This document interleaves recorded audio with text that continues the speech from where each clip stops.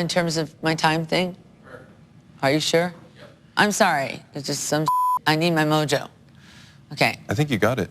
No, I don't have it. I left it at someone's house. I'm a survivalist, if nothing else. Betting against me is probably not a good move. I like to rock. I'm not the person you should count out. I was never pretty. Us girls that grew up a little more homely have to try a lot harder. If you don't want it, you're not gonna get it. I'm the last bitch standing. End up. Courtney. Yeah. How are you? Fine, thanks. Nice to meet you. Thanks. You're on the record with Fuse. How you doing today? I'm okay. Long morning? Yeah.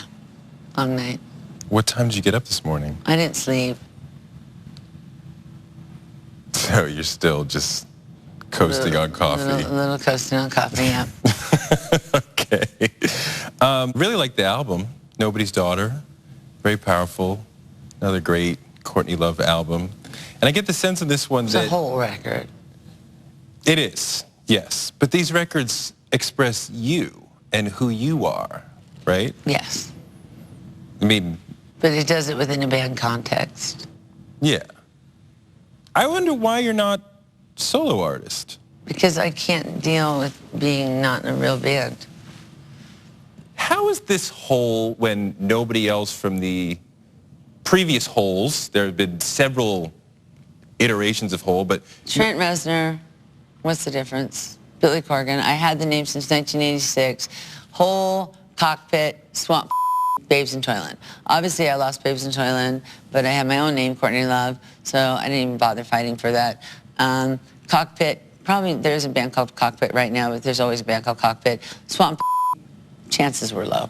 And so Hole, because it came from Euripides' Medea, there is a hole that pierces right through me, is the one that I kept. I had a partner, Eric Erlandson, and now I have another partner, Mikael Larkin. I can't play with Eric anymore. He's never played a stroke of music, to my understanding, since the day that in Vancouver when we split up the band. But you and Eric founded the band together. No, I founded the band. You didn't co-found the band. No, it's a all frickin' myth. In 2002, when I was all up, I signed a document allowing Eric to have 50% of the name, which was a greedy and pathetic move on his part. In 2002, I was really, really ill, and he shouldn't have done that, but now we've worked it out. So he gets his money, and it's whatever. So on Nobody's Daughter, I get the sense of a person who's at war with themselves. Is that accurate? It was accurate last night.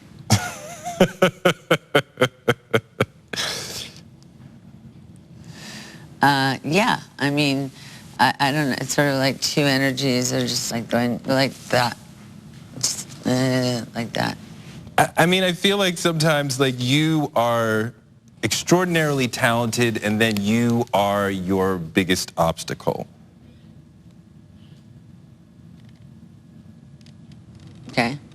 Do you agree with that? Yeah.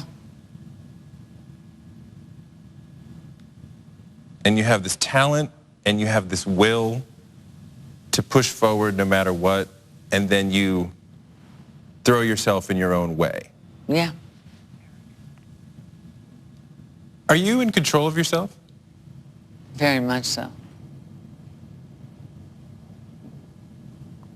I mean, the person who I get from reading and listening to Nobody's Daughter seems like, you know, you have forces that lead you into deep holes, and then you have, you know, these soul-wrenching, difficult situations, and then you also have this determination to win and to get out of those holes. Yeah, I think betting against me is probably not a good move, just because I tend to get what I want sometimes, most of the time. I mean, I do.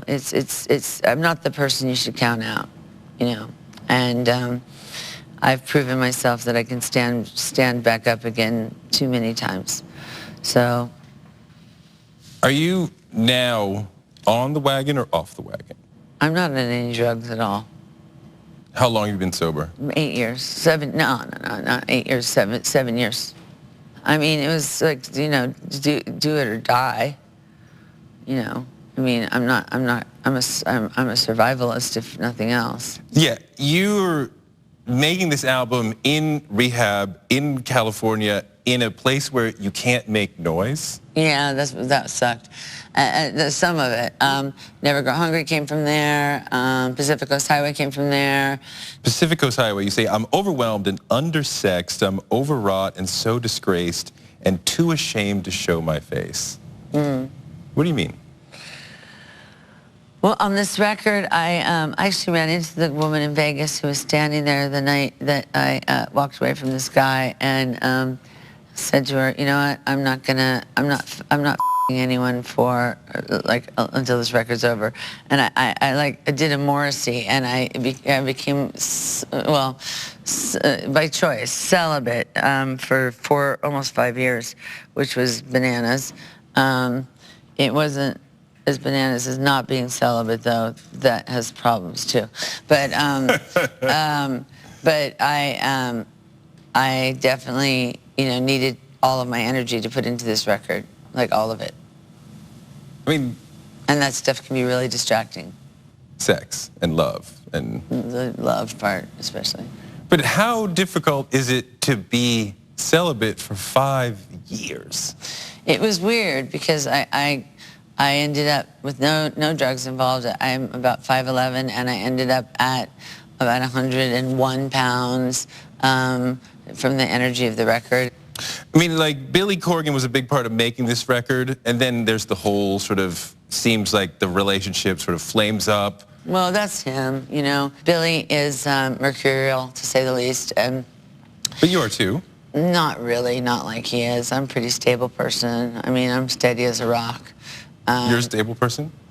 Yeah. I mean, I can be counted on to show up. I can be counted on to be loyal. I can be counted on to be honorable. I'm an incredibly stable person. Were you always? Yeah. Even when I was on drugs, I'm stable in the sense that I'm there for the people that I love, and I mean, I've missed, other than the 04 record that doesn't count, I've missed in my career 2 shows. Can I have my coffee real quick? What do you mean by nobody's daughter? Isn't that prescient? I mean that I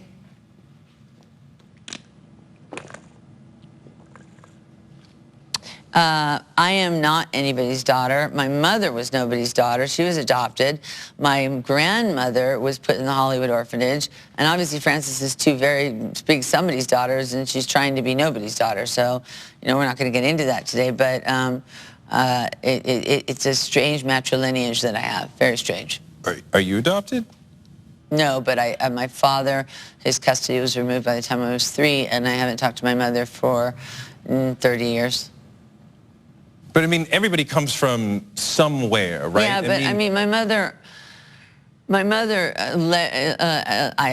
romantic version would be that I survived the abortion attempt, but she went down to but I'm sure that's not true. She went to Tijuana to get an abortion, and I was what's the word, ill-conceived. I was a very not happy accident. On PCH, you say, I knew a boy, he left me so damaged. Do you even know the extent of what you ravaged? Yep. I mean, talking about Kurt? No. No? Who are you talking about? None of your business. But I know who I'm talking about.